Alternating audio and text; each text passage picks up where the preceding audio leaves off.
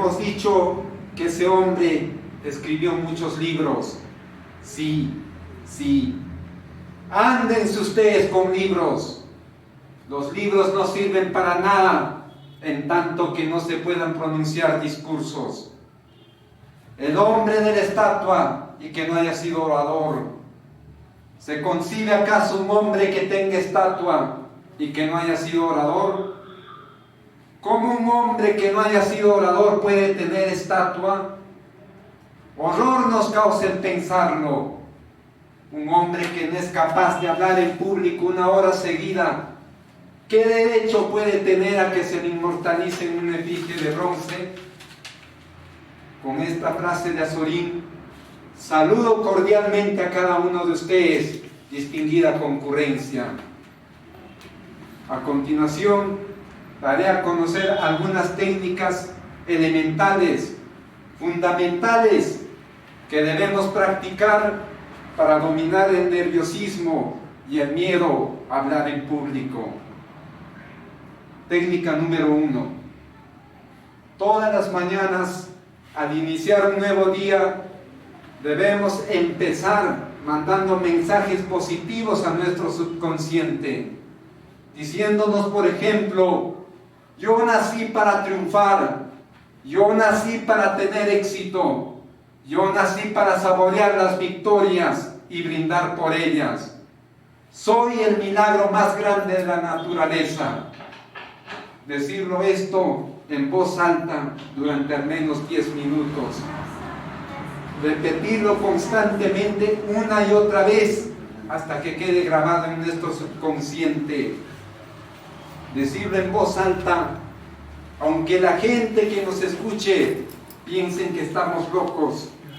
Y es cierto, debemos estar locos, pero felizmente locos, porque el mundo está harto de gente normal que no hace la historia. Los que han hecho la historia han sido los locos, locos como Jesús de Nazaret, locos como el Che Guevara, locos como Mahatma Gandhi, locos como Napoleón Bonaparte y muchos otros. Junto a estas afirmaciones, también debemos practicar la respiración diafragmática. ¿Y en qué consiste la respiración diafragmática?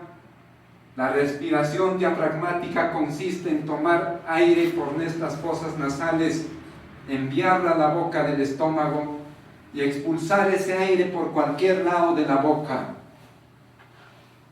Técnica 2. Debemos conocer a profundidad el tema del cual vamos a hablar, estudiar constantemente sobre el tema del cual vamos a hablar, porque un discurso no se prepara de la noche a la mañana, el discurso se tiene que preparar con anticipación. En lo posible, tratemos de preparar nuestro discurso faltando una semana, para de esa manera tener tiempo de estudiar y meditar profundamente sobre el tema. Pero no basta solo con estudiar, sino que también debemos practicar, no una, sino cientos, miles de veces, como si ya estuviéramos frente al público. Recuerden que solo la práctica hace al buen maestro. Técnica 3. Todo aquel que pretenda ser un buen orador debe tener hábito de lectura. Leer constantemente. Basta ya de tanta programación televisiva basura que nada bueno nos enseña. Dediquemos la mayor parte de nuestro tiempo a la lectura de los buenos libros. Porque como decía Descartes, la lectura de los buenos libros es como una conversación con las gentes más brillantes de los siglos pasados, de los cuales han sido sus autores. Y más aún, es una conversación estudiada en la cual no nos descubren sino sus mejores pensamientos. Y recuerden esto, un pueblo cuyos habitantes no leen es un pueblo que está destinado a ser dominado, a ser explotado y a ser privado de lo más importante, que es su libertad. Técnica 4. Visualicemos el futuro en forma positiva. Esto quiere decir que debemos pensar siempre en forma positiva hacia los acontecimientos que nos sucederán de aquí a algunos días, semanas, meses o años. Especialmente los que practicamos el maravilloso arte de hablar en público, debemos pensar siempre en forma positiva. Cuando sabemos que vamos a dar una exposición de aquí a algunos días, debemos pensar en forma positiva y decirnos a nosotros mismos: yo voy a dar una exposición magistral, el público va a quedar cautivado con mi exposición. Pensar siempre en forma positiva. Técnica 5.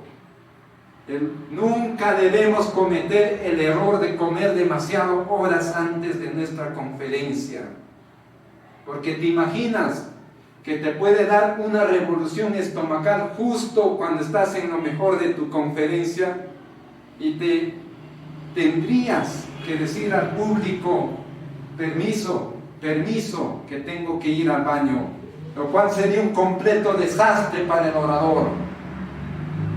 Técnica 6. El orador siempre debe ir presentable, limpio, impecable, adecuadamente vestido para la ocasión, porque es un vendedor. ¿Y qué vende? Vende su imagen personal al público, esa imagen personal que forma parte del marketing personal del orador. Técnica 7.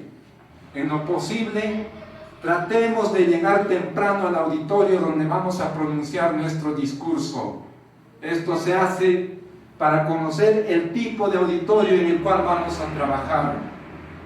Por ejemplo, cuando vamos a dar una exposición, tratemos de llegar temprano al lugar donde vamos a dar nuestra exposición. Esto se hace para conocer o para asegurarnos de que todos los equipos que vamos a utilizar en nuestra exposición funcionen correctamente, de la manera adecuada. Técnica 8. Minutos antes de salir a la tribuna, debes tener un pensamiento positivo en tu mente. Recuerda que lo que piensas, eso eres. Como decía Christian Barnard, si piensas que puedes, podrás hacerlo. Si piensas que no puedes, no podrás hacerlo. Todo está en la actitud mental positiva. Técnica 9. Relájate, suéltate. También es recomendable comer una cucharadita de sal iodada. Esa sal iodada que se utiliza en la cocina también sirve para lubricar las cuerdas vocales. Técnica 10. Al momento de subir a la tribuna, debes subir adecuadamente, con el pie correcto. Esto quiere decir que al momento que subas a la tribuna, evita voltear la mirada hacia el público, sino que debes subir concentrado en el mensaje que vas a dar al público. Técnica 11. Nunca dar la espalda al público. Por más hermoso cuerpo que tengas, nunca des la espalda al público, porque el dar la espalda al público es una falta de respeto hacia ese público. Técnica 12. Realizar siempre un buen tránsito en la tribuna. Esto quiere decir que no debes permanecer estático, siempre debes permanecer en movimiento. Las manos siempre deben estar en movimiento, pero el movimiento de las manos tiene que ser de acuerdo a las palabras que se pronuncian.